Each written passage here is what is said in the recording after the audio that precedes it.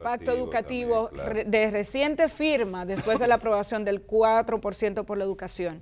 Y es que tenemos que cambiar esa cultura. He sacado algunos datos porque justo el viernes varios medios de comunicación nacionales citaban un informe de la agencia EFE que indicaba que durante el primer trimestre del año en la República Dominicana ya 20 mujeres han perdido la vida. Así es.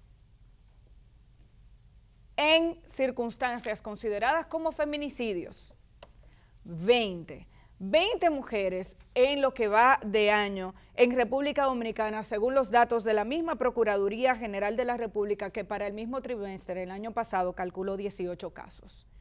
Esa cifra supone un incremento de un 11% en este tipo de crimen de odio con respecto al año pasado, lo que sitúa la tasa de feminicidios en 1.56 por cada 100.000 habitantes. Ese informe de la agencia EFE cita declaraciones de diferentes sectores que dan seguimiento a este tema. Me fui a buscar estadísticas del Observatorio Político Dominicano que citaba que para el 2018 en nuestro país ingresaron 127.419 denuncias de violencia de género, 127.000. Entonces tenemos, esto es lo de, sí, esto es lo de el ingreso de mujeres en las escuelas. Dice, con respecto al documento de los feminicidios, en el caso de los feminicidios, las estadísticas publicadas indican que el 2017, corrijo el dato, 107 mujeres fueron víctimas mortales de sus parejas o sus exparejas, y en el 2018 fueron 83 los calculados por la Procuraduría General de la República. Sin embargo, el informe del Observatorio Político Dominicano, que utiliza otro método de estadísticas, indica que fueron 93. El 71% de los casos corresponde a feminicidios íntimos. La CEPAL situaba a la República Dominicana como uno de los 5 países de la región con mayor tasa de feminicidio. Y no es solamente el tema de los feminicidios el que nos tiene que preocupar, porque hay grandes y altos índices de violencia. Debemos volver al ejemplo de hace 2 o 3 semanas, cuando nos enterábamos de que en una escuela de nuestro país, un grupo de jovencitos se sintieron con el poder y con el derecho de forzar a una niña que les hiciera el sexo oral en un baño de esa escuela. Es de ese tipo de masculinidad del que tenemos que librarnos, porque insisto en que tenemos una situación real.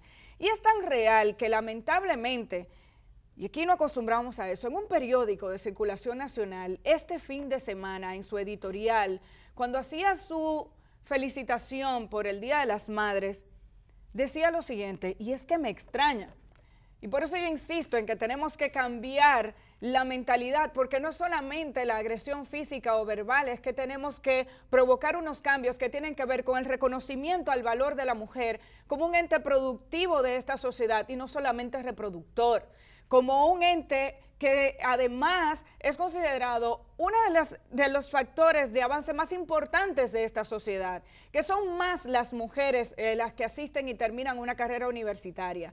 Pero en un medio de circulación nacional, en su felicitación del Día de las Madres, decía lo siguiente, acusando a la mujer otra vez de ser la responsable de la delincuencia de nuestro país. Ese medio decía, nunca ha sido más difícil ser madre que hoy en día por las tantas amenazas que enfrenta la familia y las exigencias fuera de su papel tradicional que tienen las madres en todo el mundo. Gran parte de los problemas en nuestra sociedad es por la ausencia obligada de las madres de los hogares, pues la condición económica de muchas las llevan al trabajo o a la emigración sin que existan soluciones alternativas. Necesitamos más a las madres en su más productivo oficio social, el de criar hijos sanos, seguros, respetuosos y tolerantes. Para eso la sociedad debe promover no solo mejores condiciones de vida y trabajo, sino facilitar la educación para que las mujeres tomen decisiones inteligentes y puedan ser sujetas de su propio destino. Claro. Como si las mujeres profesionales no tuvieran ni el derecho ni el interés a hacerlo. Como si una mujer profesional no puede ser una madre ejemplar al mismo tiempo. Los ejemplos en este país sobran. Ese editorial fue irrespetuoso, pero además me chocó porque viene de un medio en el que su subdirectora, justo en el momento en el que un empresario osó decir y expresarse de manera similar con relación a la mujer y ese rol que desconoce el papel que tiene que jugar el padre en la crianza de sus hijos, dejando en manos de la mujer la exclusividad de las consecuencias de cómo se comportan los hijos en el día de hoy. O sea, la delincuencia en la República Dominicana es producto de que hay mujeres trabajando, según ese editorial.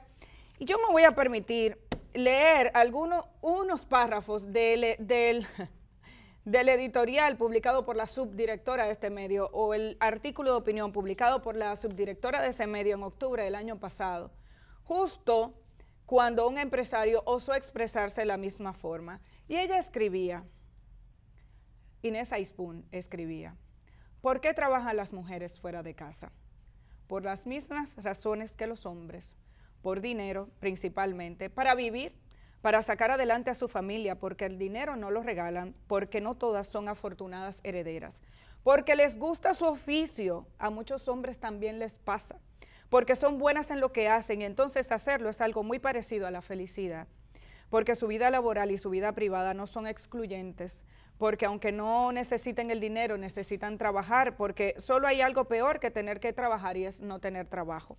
Porque sus hijos se fueron ya de casa y se aburren y así sigue diciendo, porque su compañero perdió el empleo, porque los hombres también están desempleados y o subpagados, no solo los ninis, los jóvenes, también las mujeres, porque se divorció, porque enviudó o simplemente porque vive sola, porque la independencia económica es muy buena o porque trabajar es enriquecedor, porque hace falta 2 sueldos en la casa, porque uno no llega o no alcanza, porque ella creció entendiendo que trabajaría para vivir, porque eligió una profesión y no ve razones, mucho menos ideológicas y ajenas para no ejercerla, porque quiere. Claro. O trabaja ahora porque tuvo la suerte, y así muchos lo querrían, de dejar de trabajar y disfrutar la infancia de sus hijos, porque también eso es un derecho, dedicarse a la crianza de los hijos. Y ahora ha decidido volver en un momento al mercado laboral. Y porque hay mujeres que creen que transmitir los valores a sus hijos también es cuestión de hombres.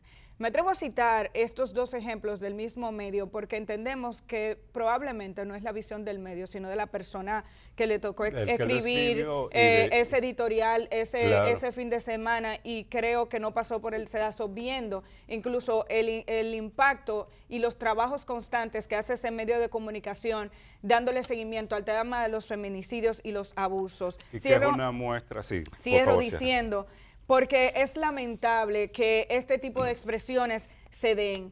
Y cuando vemos este tipo de contenido, como lo que expresa el padre Masalles en sus tweets, nos indica que se sigue teniendo una visión cerrada de los roles que tiene que jugar una mujer en el hogar, pero además del rol de los hombres en ese mismo hogar, y la manera en la que tienen que involucrarse con la crianza de los hijos. Al día de hoy, la encuesta en hogar de la República Dominicana indica que por cada 100 hombres que asisten a la universidad o a nivel secundario, 125 son mujeres. A nivel universitario, por cada 100 hombres que van a la universidad,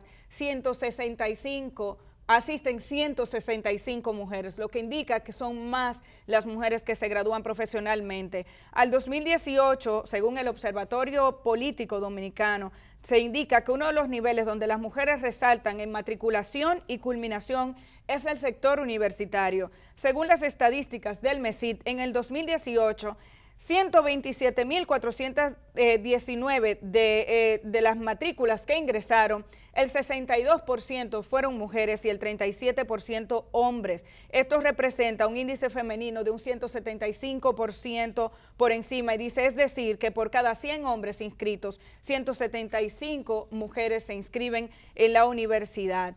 Esto tiene que cambiar y República Dominicana tiene una situación real.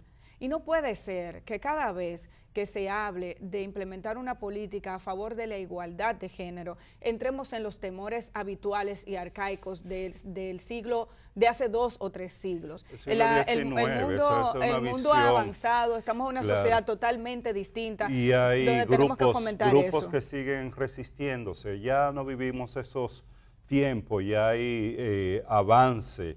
Mujeres y hombres que consideran que debemos vivir en una sociedad de mayor equidad, de mayor igualdad. Las mujeres salen a trabajar porque tienen ese derecho y porque sienten que en estos momentos tienen que desarrollarse en términos personales, en términos profesionales, y la sociedad tiene que habilitar esos espacios para que así sea.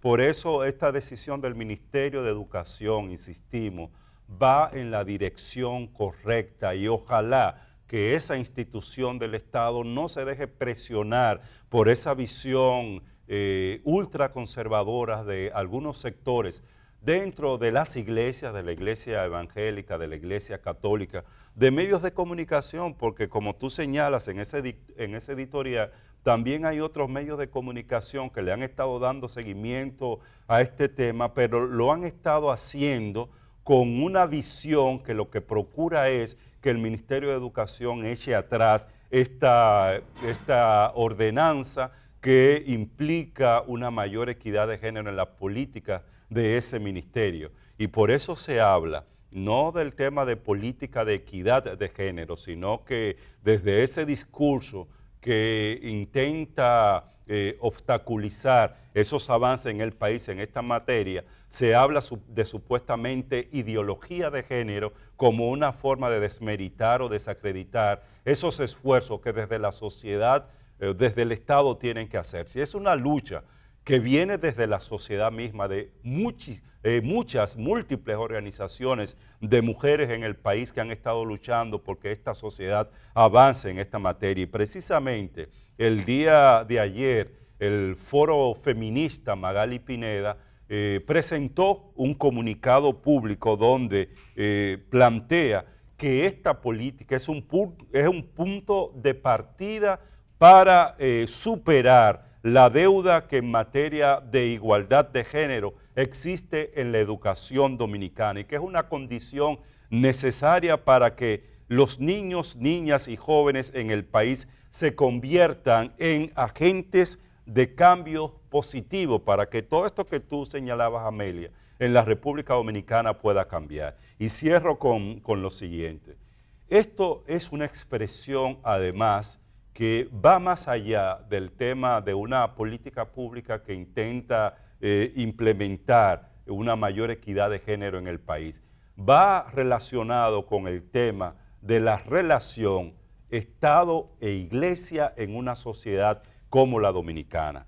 Una sociedad en la que el Estado debe avanzar de manera más acelerada en poder convertir las políticas públicas en políticas al servicio de la gente desde una perspectiva laica, donde lo que se implemente y se tenga como objetivo y meta sea la calidad de vida de la gente, no un dogma o una creencia de una iglesia católica o evangélica también, que lo pueden promover al interior de sus iglesias, pero que esa visión, esos dogmas, hacerlo público y hacerlo como política pública, también estos son tiempos distintos en los que necesitamos un Estado que se autodetermine y que su dirección esté planteada por esas políticas que vayan a mejorar las condiciones de vida de la gente y no por posiciones determinadas dentro de ninguna iglesia del país